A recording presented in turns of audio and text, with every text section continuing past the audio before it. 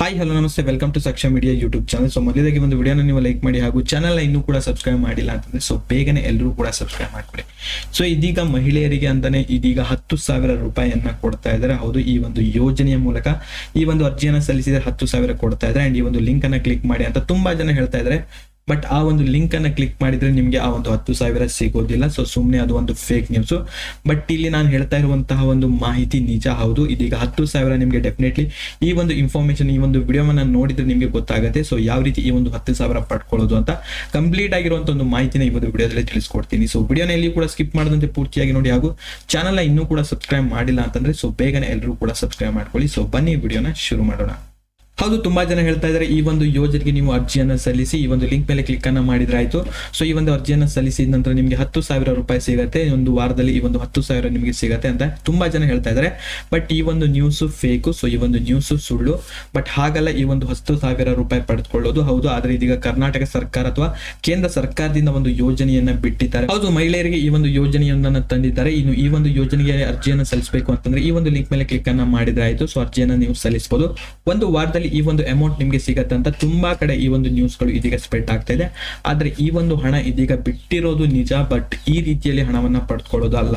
So complete ಆಗಿ ಹೇಳ್ತೀನಿ ಯಾವ ರೀತಿ ಹಣವನ್ನ ಪಡೆದುಕೊಳ್ಳೋದು ಅಂತ. ಸೊ ಇದೀಗ ಬಿಟ್ಟಿರುವಂತಹ ಒಂದು ಯೋಜನೆ ಹೆಸರು ಬಂದ್ಬಿಟ್ಟು ಮಹಿಳಾ ಉದ್ಯೋಗಿನಿ ಯೋಜನೆ ಅಂತ. ಸೊ ನೀವು ಇದ್ರ ಬಗ್ಗೆ ಏನಾದ್ರು ನಿಮ್ಮ ಒಂದು ಹತ್ತಿರದ ಗ್ರಾಮ ಪಂಚಾಯತಿ ಅಥವಾ ನಗರಸಭೆಯಲ್ಲಿ ಹೋಗಿ ಕೇಳಿದ್ರೆ ಸೊ ಇದ್ರ ಬಗ್ಗೆ ನಿಮ್ಗೆ ಇನ್ಫಾರ್ಮೇಶನ್ ಅನ್ನು ಕೂಡ ಅವರು ಕೊಡ್ತಾರೆ. ಬಟ್ ಇಲ್ಲಿ ಲಿಂಕ್ ಮೇಲೆ ಕ್ಲಿಕ್ ಮಾಡೋದು ಇರಲ್ಲ. ಸೊ ಸ್ವತಃ ನೀವೇ ಹೋಗಿ ಈ ಒಂದು ಯೋಜನೆಗೆ ನೀವು ಅರ್ಜಿಯನ್ನ ಸಲ್ಲಿಸಬೇಕಾಗತ್ತೆ. ಈ ಒಂದು ಯೋಜನೆಗೆ ನೀವು ಅರ್ಜಿಯನ್ನ ಸಲ್ಲಿಸಬೇಕು ಅಂತಂದ್ರೆ ನೀವು ಸ್ವಂತ ಉದ್ಯೋಗವನ್ನ ಆರಂಭಿಸುತ್ತೇವೆ ಅಂತ ಹೇಳ್ಕೊಂಡು ಈ ಒಂದು ಯೋಜನೆಗೆ ನೀವು ಅರ್ಜಿಯನ್ನ ಸಲ್ಲಿಸಬೇಕಾಗತ್ತೆ. ಅಂಡ್ ಮನೆಯಲ್ಲಿ ಕುಳಿತು ಮಾಡುವಂತಹ ಕೆಲಸಗಳು ತುಂಬಾನೇ ಇರುತ್ತೆ. ಸೊ ಟೈಲರಿಂಗ್ ಆಗಿರ್ಬೋದು, ಎಲ್ಲಾ ರೀತಿಯ ಕೆಲಸಗಳು ತುಂಬಾನೇ ಇರುತ್ತೆ.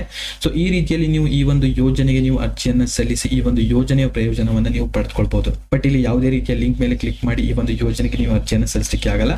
ಸೊ ನಿಮ್ಮ ಒಂದು ಹತ್ತಿರದ ನಗರಸಭೆ ಅಥವಾ ಗ್ರಾಮ ಪಂಚಾಯತಿಗೆ ಹೋಗ್ಬಿಟ್ಟು ಈ ಒಂದು ಯೋಜನೆಗೆ ನೀವು ಅರ್ಜಿಯನ್ನ ಸಲ್ಲಿಸಬೇಕಾಗುತ್ತೆ. ಸೊ ಅಲ್ಲಿ ಯೋಜನೆಗೆ ಅರ್ಜಿಯನ್ನ ಯಾವ ರೀತಿ ಸಲ್ಲಿಸೋದಂತ ಇದೀಗ ನೋಡ್ತಾ ಹೋದ್ರೆ ನಿಮ್ಮ ಒಂದು ಆಧಾರ್ ಕಾರ್ಡ್ ಬೇಕಾಗುತ್ತೆ ಹಾಗೂ ನಿಮ್ಮ ಒಂದು ರೇಷನ್ ಕಾರ್ಡ್ ಕೂಡ ಇಲ್ಲಿ ಬೇಕಾಗುತ್ತೆ. ಅಂಡ್ ಇದರ ಜೊತೆಗೆ ನಿಮ್ಮ ಒಂದು ಆದಾಯ ಪ್ರಮಾಣ ಪತ್ರ ಹಾಗೂ ಜಾತಿ ಪ್ರಮಾಣ ಪತ್ರವು ಕೂಡ ಇಲ್ಲಿ ಬೇಕಾಗುತ್ತೆ. ಇನ್ನು ನಿಮ್ಮ ಆದಾಯ ಬಂದ್ಬಿಟ್ಟು 1.5 ಲಕ್ಷಕ್ಕಿಂತ ಕಡಿಮೆ ಇದ್ರೆ ಮಾತ್ರ ಈ ಒಂದು ಯೋಜನೆಗೆ ನೀವು ಅರ್ಜಿಯನ್ನು ಸಲ್ಲಿಸಬಹುದು. ಅಂಡ್ ಇಲ್ಲಿ ನೀವು ಯಾವ ಉದ್ಯಮವನ್ನ ಆರಂಭಿಸುತ್ತೇವೆ ಎಂಬ ದಾಖಲೆಯನ್ನು ಕೂಡ ನೀಡಬೇಕಾಗುತ್ತೆ. ಸೊ ನೀವು ಟೈಲರಿಂಗ್ ಅನ್ನ ಆರಂಭಿಸುತ್ತೇವೆ ಅಂತ ನೀವೇನಾದ್ರೂ ಹೇಳೋದಿತ್ತಂದ್ರೆ ಸೊ ಟೈಲರಿಂಗ್ ರಿಲೇಟೆಡ್ ಆಗಿ ಒಂದು ಸರ್ಟಿಫಿಕೇಟ್ ಅಥವಾ ಒಂದು ಫೋಟೋವನ್ನ ನೀವು ಕೊಟ್ಟರೆ ಸೊ ಆ ಒಂದು ಅರ್ಜಿಯನ್ನ ನೀವು ಇಲ್ಲಿ ಸಲ್ಲಿಸಬಹುದು.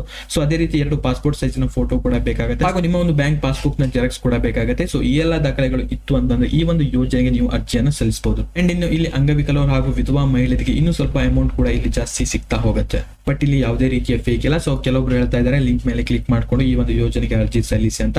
ಬಟ್ ಇದು ಯಾವುದೇ ರೀತಿ ಆ ರೀತಿ ಅಲ್ಲ. ಸೊ ನೀವೇ ಇದನ್ನ ಒಮ್ಮೆ ನೀವು ಹತ್ತಿರದ ಗ್ರಾಮ ಪಂಚಾಯತಿ ಅಥವಾ ನಗರಸಭೆಗೆ ಹೋಗಿ ನೀವು ಕೂಡ ಈ ಒಂದು ದಾಖಲೆಗಳನ್ನ ನೀಡಿ ಈ ಒಂದು ಯೋಜನೆಯ ಪ್ರಯೋಜನವನ್ನ ನೀವು ಕೂಡ ಪಡೆದುಕೊಳ್ಬಹುದು. ಸೊ ವಿಡಿಯೋ ಇಷ್ಟ ಆಗಿದ್ರೆ ವಿಡಿಯೋನ ನೀವು ಲೈಕ್ ಮಾಡಿ ಹಾಗೂ ಚಾನಲ್ನ ಇನ್ನೂ ಕೂಡ ಸಬ್ಸ್ಕ್ರೈಬ್ ಮಾಡಿಲ್ಲ ಅಂತಂದ್ರೆ ಸೊ ಬೇಗನೆ ಎಲ್ಲರೂ ಕೂಡ ಸಬ್ಸ್ಕ್ರೈಬ್ ಮಾಡ್ಕೊಳ್ಳಿ.